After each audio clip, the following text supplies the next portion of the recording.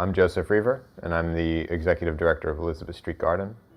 And my father built Elizabeth Street Garden in 1991. As part of his agreement with the community board and the city, Allan had to create this park-like setting, which really was the basis for Elizabeth Street Garden, with the lawn and the trees. And then the sculptures, the architectural elements, the balustrade was put in, and it created this gravel pathway through the center of the space. And then the main lawn was there from the beginning. And then the other lawns were just different components of the space. The general layout and structure of the garden has been the same since it was built in the 90s. He has this passion for antiquity and design, and definitely in terms of appreciating how sculptures or how different architectural elements relate to a space. I think it takes someone with a unique perspective to see that what was a vacant lot in Little Italy in the 90s, early 90s, and to really envision it as something else. That's what happened with Elizabeth Street Garden. Everyone is always commenting about how unique the space is. If they're from the gardening world or they know community gardens, it's still unique. A lot of the other community gardens are wonderful in the city, but they're different. In the spring, summer, and fall, on any given day, there's a couple hundred people in the space. Annually, we have over 100,000 visitors. And actually, there's another garden that it no longer exists, but it was on 63rd Street and 2nd Avenue that he built.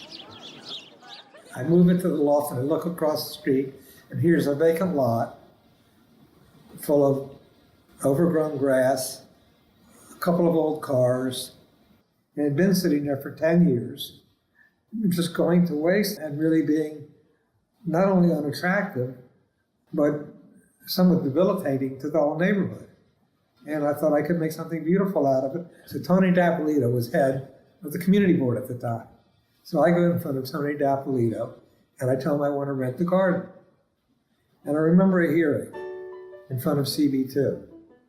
And there was an old woman who's, I think, since passed away. She stood up at the hearing in a very, very broken European English language and said, "I only have one thing to say. Statues do not make noise." And at that, she sat down and they voted to rent the property to me on a month-to-month basis, that I had to turn it into a park-like setting and store garden statuary and things like that I had to plant sod and create a park-like setting. So I did that. And I had to put up a new fence because I was putting a lot of statuary out there, but it was valuable, that I had collected over the years. So in 1990, I signed a lease with the city, and over a period of about a year, I built a garden. Planted sod, I put in a sprinkler system, I got a water tap, I brought electricity from the building next door. I owned the gazebo. I had gotten the gazebo from a home on Long Island.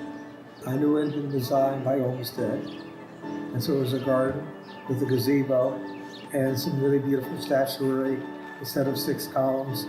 Many of the pieces are still there. And it was built as something just to be beautiful. And by 2005, I put a sign up out front that the garden is open now to the public and they can enter through the gallery. I couldn't leave it open prior to that because there was nobody there to supervise what would happen to the things inside. It would have just been overrun by people and abused. As soon as I could control who went in there and be assured that they wouldn't destroy things, I opened it to the public. And then in 2012, we found out about a letter that had been written, given Margaret Shin, and obviously a letter that had been subject to a great deal of negotiation, because it said we finally reached agreement on your suggestion that this vacant lot, which I don't think they've ever seen, but the lease called it a vacant lot, that this vacant lot would be suitable for affordable housing. This was September, I believe, 27th of 2012. I have still a copy of that letter. From there, they went forward. I didn't pay much attention to it. I didn't think they would ever destroy what had literally become the center of the neighborhood. It was built by me to basically be my legacy to the city. He's seen it evolve past what he initially built as this very mysterious, unique opportunity in a way. The community came in when he opened the gates, and it grew from there. Parks Department can't create a space like this because they don't have that mindset. They have a different mindset, and it's great in its own way, but they don't have the mindset to create this unique space that ends up serving all different levels organically. And that takes, I think, a sense of mystery. It takes a sense of openness, not just as open space, but openness in terms of the way you see a space and inviting people to kind of come in. It is this iconic New York story, and I think it's an iconic New York place.